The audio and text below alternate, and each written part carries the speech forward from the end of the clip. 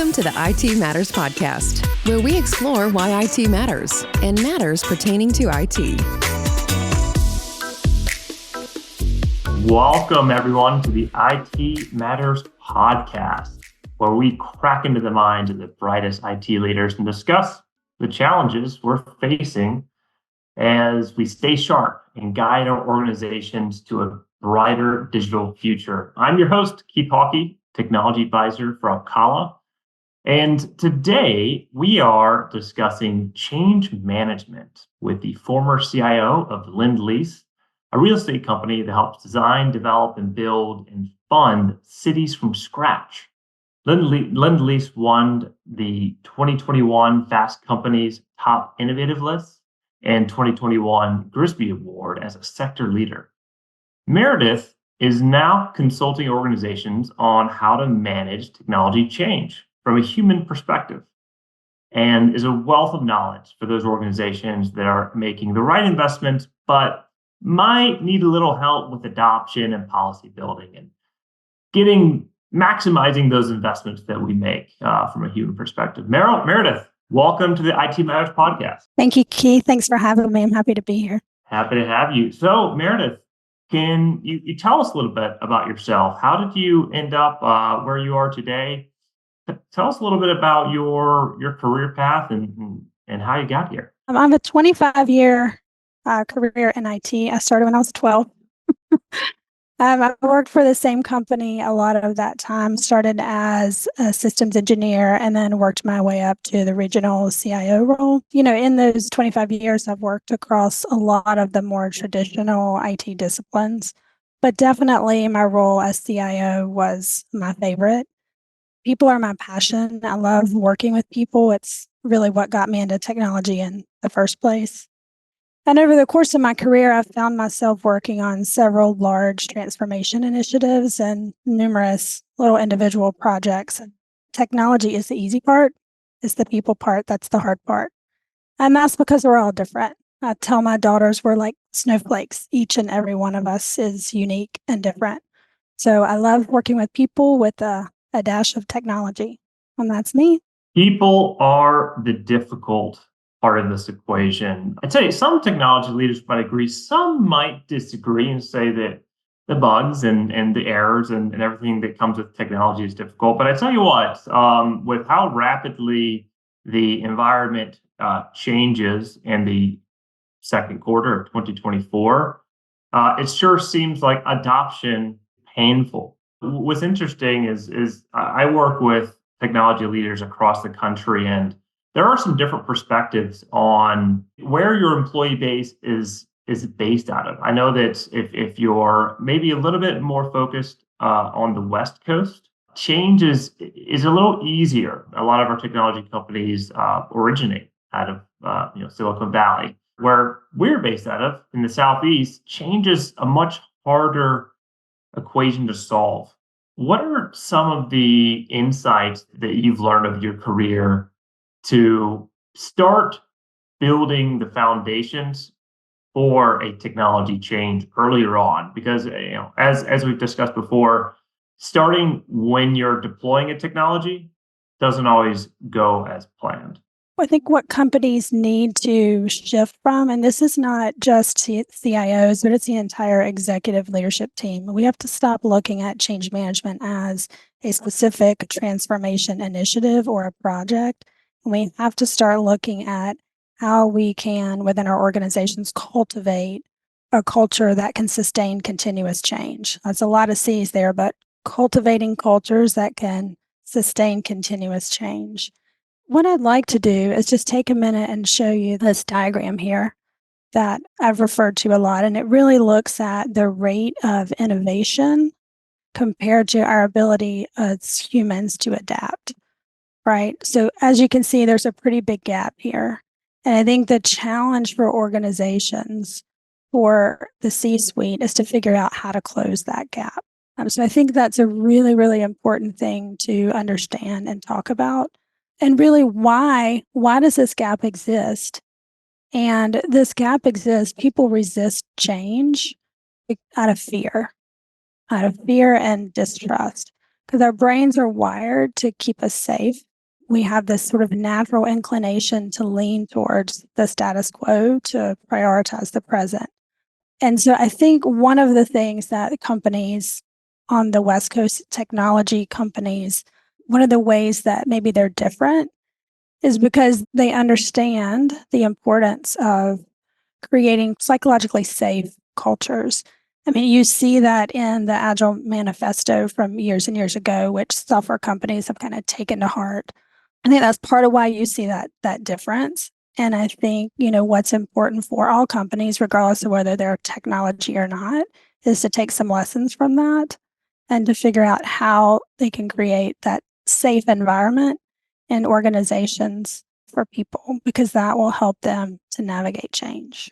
What do you think causes IT organizations to have a less safe environment? What are the precursors that bring about? Well, it's not just the IT organization; it's the organization as a whole that are less safe, that resist change. What are some of the problems that you've seen, I guess, through your career and now that you're consulting organizations in this respect? So I was actually talking about this morning, the client that I'm working for now, currently, Geldwin. One of the things that the original owner was really keen to do was to make sure that even during downtimes, they didn't lay people off, right? They looked at what an individual brought to the table and just figured there's got to be something else in the company that this person can do for us. So we'll, reassign that person and let them keep their job and continue adding value to the organization. And I think, over time, companies have adopted a different approach. They've had to. So I think anytime a company goes through a round of layoffs and then more layoffs and then more layoffs, things like that contribute to sort of instability that people feel. That just in and of itself is going to make the culture feel a little bit more unsafe. It's not to say that companies shouldn't do that, right? They have to do that in some situations, but it contributes to that instability. One of the things that we did at my former company before I left, we made a decision to outsource a lot of our IT operations and support to a managed service. And that impacted about 50% of the IT roles in the organization globally. About 50% of the roles were made redundant. But then the bulk of the 50% that remained had new roles. So they took on more, they did things differently. So essentially, everyone in the IT organization had to change. And what I learned through that is that these three fundamentals that I believe about people. People want to do the right thing. They want to do the best job they can. They do the best they can with the tools they have, with the information they have, and they want to feel valued or appreciated for what they're doing. And I think, if you can do those things for your people, that will help you to overcome that instability that people feel with the way the world works today, with the frequent layoffs in large organizations. Yeah, that sounds like a pretty cataclysmic change, and you It probably definitely had was. yeah, and you had the rest of your IT organization that had to retool, reskill, reorient their priorities. Some of them may have felt as if I'm sure some of them actually appreciated some of the redundant tasks not being on their plate, and so they can spend more time aligning with the business, developing applications that solve business problems. Some may have taken it as a shock and wondered if the MSP's presence grow. Are they next? So definitely, bringing an IT organization that's ready for change is an important precursor before implementing an MSP. The tech industry is known for its fast-paced, dynamic nature. How can IT leaders create a culture of continuous learning and development to help employees keep up with evolving technologies and skills? I'm one that, I guess, a couple of things in that space. I think technology people need skills beyond just the technology. right? We talk about soft skills a lot, but I think any kind of learning that a person does, whether they're in tech or some other industry, contributes to the overall whole person and what they bring to the table. So as a leader, I encourage people to do all kinds of things. Take the tech class if that's what you want, but let's make sure that we sort of schedule that such that when you come out of the class, you can actually use what you've learned, right? But also, I encourage the team to do what I call passion projects. I mean, I didn't invent that term. I've seen it, in other places, but find something that you're passionate about and go do that, whether that's a volunteer at a local organization. Like we have a PARO here in Charlotte that works with nonprofits on their IT strategies and solutions. So go do something in the volunteer space or, join a softball league and bring your teammates along with you. So really anything that you're doing where you're learning something new, I think brings valuable skills back to the table. I think we have to get away from just looking at technology skills for our IT organization, for our people. So to me, that's very important. And then I guess the other thing I just want to say in that space is focusing on your strengths. We all have strengths, and that's what makes us unique and different. And that's kind of our, gift to the world. So I'm a big proponent of focusing on your strengths because most likely those strengths are something that's easy for you to do. You're really good at it and you enjoy doing it. And so if you can get all that, together, that's really going to help your employees learn and want to keep learning, but also feel really engaged and want to contribute to the overall team. So I'm a big proponent of that, learning in all areas. Some of the EQ or emotional acumen can play a significant role in the overall mood and happiness of the organization itself. I mean, you've spent a lot of time over your career hiring and looking for the best talent on the market to add to your initiatives and overall strategy. You mentioned that the hard skills are important, but the emotional intelligence is also a key factor when you're looking for, in addition to the team. What are some of the ways that you've been able to draw out hints and clues that this person would either be a great fit for your team or not a great fit for your team from that more of an emotional intelligence perspective, from more of the soft skills perspective?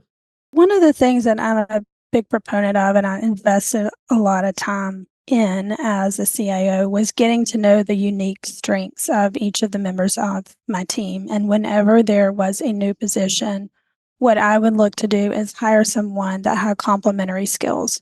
So if I had 10 direct reports and 7 of them were great at oral presentation skills, being up in the front of a room, if I've got an open role, I might look for someone that might not be a skill that's as important for me. I might need someone who loves written communication, who loves to review business requirements, documents, that kind of thing. So whether it's a technical skill like that or, some particular thing that I'm looking for to balance out the group, like someone who loves to organize team events. As I'm interviewing candidates for that role, I'm always looking for complementary skills. So it would vary, depending on what the makeup of the team is at that particular point in time. But one of the things that I like to do is to get people talking. I'm a pretty strong introvert, so the more I can get you to talk, the better. I'm also very inquisitive by nature, so I just would ask a lot of questions and then have the candidate talking a lot. And that, would give me a really good idea as to how the person communicated, how they responded to questions. Were they really listening and responding to my question or just saying what they thought they needed to say? So that's what I did during the interview process. I'd look for complementary skills, soft skills, and the more technical skills, and then get people talking during the interview. And then I guess the final thing I would add is that we would often do a team interview. So I don't want to just rely on, my intuition when I'm interviewing someone, but we would invite others to participate in the interview process as well, trying to do the same thing, get the person talking so you can figure out as much as you can about the individual.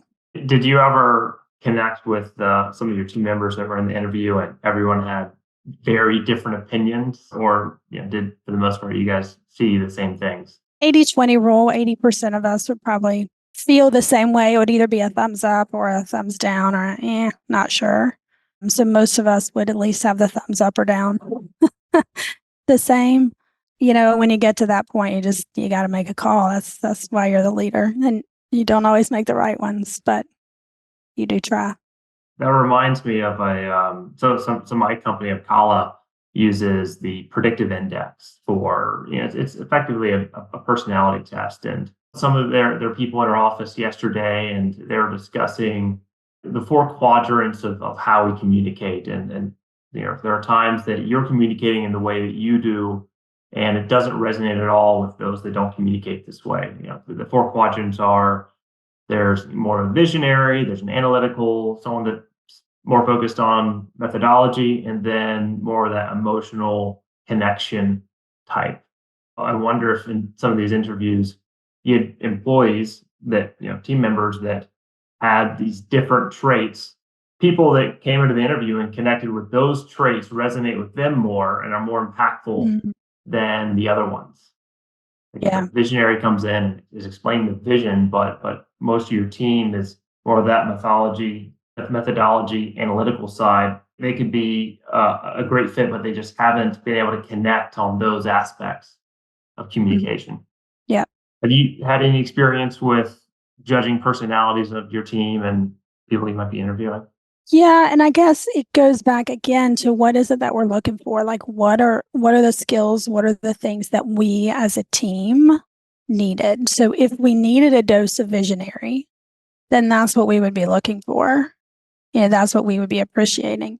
If we needed a dose of analytical, go through this step and then this one and then this one and then do it slow and do it methodically, we would know we didn't have that on our team, or we had too much of that on our team. So that didn't really play in to our decisions. Like, it didn't get us in a position where we were in conflict. We also did a lot, I think, prior to even like posting the role. Like, we talked a lot about, well, what is it that we're looking for in this particular role? What do we need to augment our team so that we together are a stronger leadership team? So we did a lot of prep work before then as well. And, by doing that prep work and having those conversations ahead of time, that probably helped us to be more aligned after, we interviewed the candidate, when we were actually making that decision. Sort of again with the end in mind kind of thinking. That reminds me of another pain that you have, Meredith, which is employee reviews. Switching gears here, Yeah. Employee reviews can be a challenging process for anyone in IT leadership. What are some of the common pain points that you've encountered in conducting employee reviews? And every IT leader that I work with, that is one of the most painstaking activities that they have to do. It is cookie cutter. It's they have to check the box in a lot of ways. It's very time consuming, and really, rather than a point in time, you're reviewing your employees throughout the year. What are some of the pain points that you've encountered in doing reviews, and do you think there's any ways to innovate in this area? Yeah, so I recently read a study that Gartner did. And in that study, the study revealed that 77% of employees are either not engaged or are actively disengaged, right? So that means only 23% of employees are engaged, and 95% of employees are unhappy with the traditional performance review process. And I can absolutely attest to the fact that I was in that 95% category, both as a manager and an employee. I mean, like I said at the beginning, I love people. I love learning about people. I love helping people build on their strengths. But I hated performance reviews. And I think, when you and I were talking, I said, I'm so thankful I don't have to do those anymore. Or at least I don't have to do them right now. The bee in my bonnet that I really get, like the worst thing for me, is this forced bell-shaped curve, or you call it calibration, call it whatever you want to, but it's this idea that proliferates in performance management processes that, people fit into this bell-shaped curve. And I just feel like that is detrimental to creating the kind of environment that we talked about. if people really want to do their best and they're trying their best and they're doing the best they can with the tools they have and they want to feel appreciated for doing that, that bell-shaped curve does not do that. In fact, I feel like it does the opposite. And as, a manager, I really felt boxed in to, I want to share with people what I love about what they're doing so that they can do more of it. But I've got to figure out like, where do they fit in this bell-shaped curve? It's just extremely, extremely painful.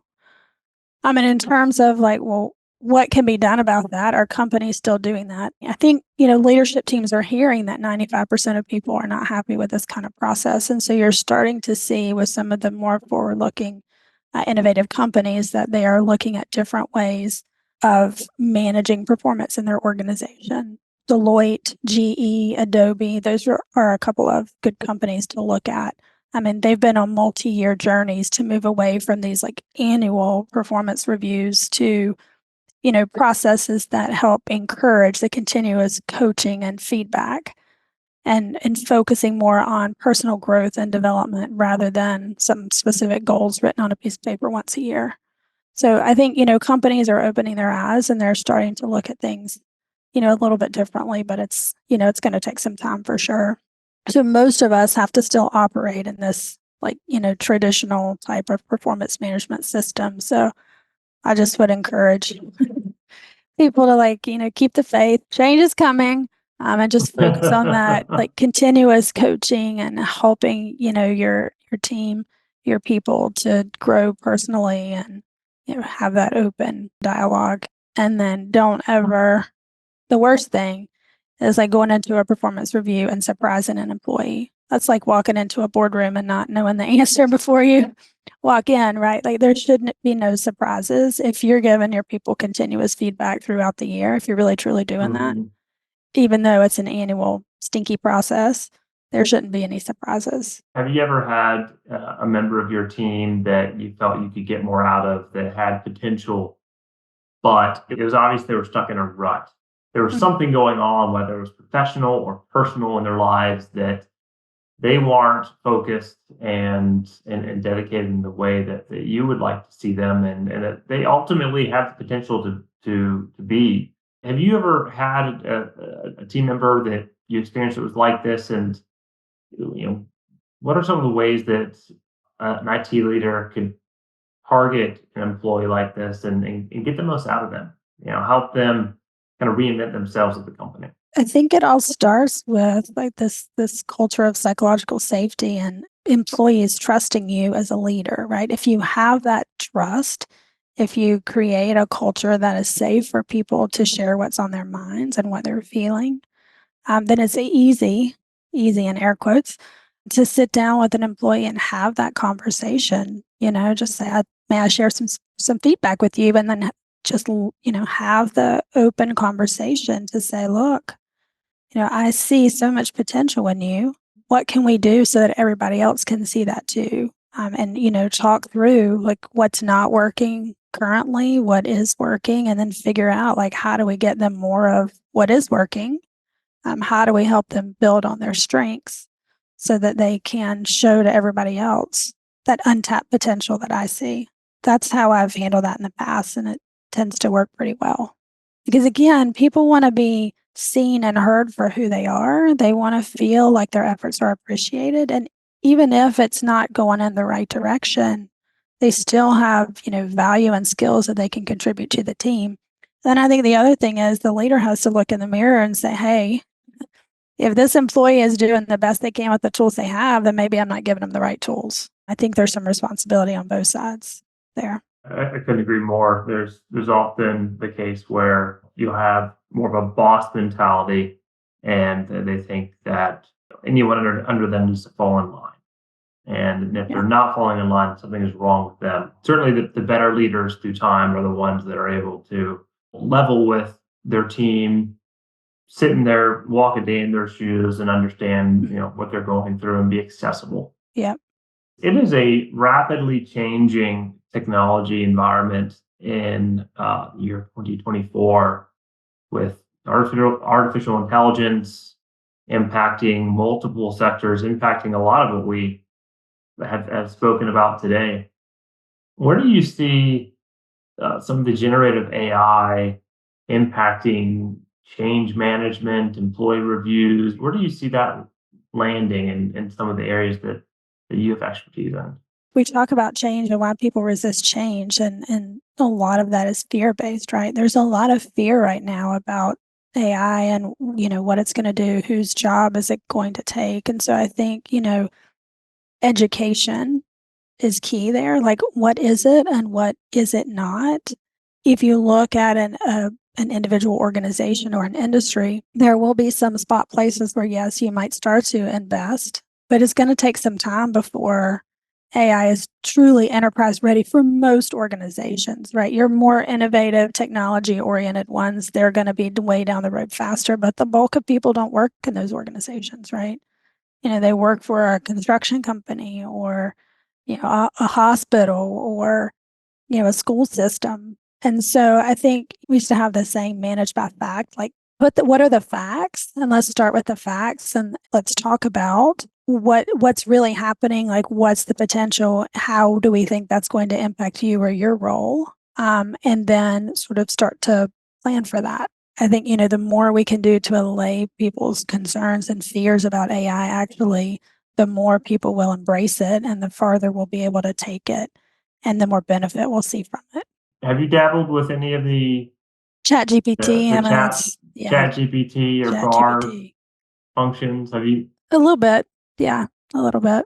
What have you found that it's useful and not useful for? For me, it's useful to get an idea to get started. And even before Chat GPT, if I needed to sit down and start a research project or write a paper or an important communication or presentation, I'd sit down and I would Google just to get inspired, right? So I've used, those tools to help me get inspired. But what I inevitably find is they don't write like I write. So it doesn't feel authentic and real. So I inevitably end up writing it in my words, in my way, so that, as a communicator, I come across as real and authentically me. But I do use it for inspiration. And I think, the same will be true for a long time to come until I have my own personal Chat GPT, which maybe is around the corner. But I don't know. We're coming close to the end of the podcast. And one thing that I always like to ask guests is if you could display on a billboard all across the world and only IT leaders could see it, a message, what message would you have for an IT leader? What's missing? What is missing from IT leadership that you think needs to be said? Well, one of my favorite quotes of all time is be the change you want to see in the world. And so I think that's what I would encourage IT leaders to be, really any leader, but definitely IT leaders, because if you want to get your executive team to change, if you want to get your employees or your customers to change, to adopt some new technology that you're bringing to the table, you've got to lead by example and you've got to walk the walk yourself. And that's how you'll get your employee base behind you. And that's how you bring your executive team along. And that's ultimately, by having all of those people sort of on that journey with you, that's how you'll ultimately deliver the best thing to your customer. So be the change you want to see in the world, I think is, for me anyway, words to live by. Be the change you want to see. Well said, Meredith.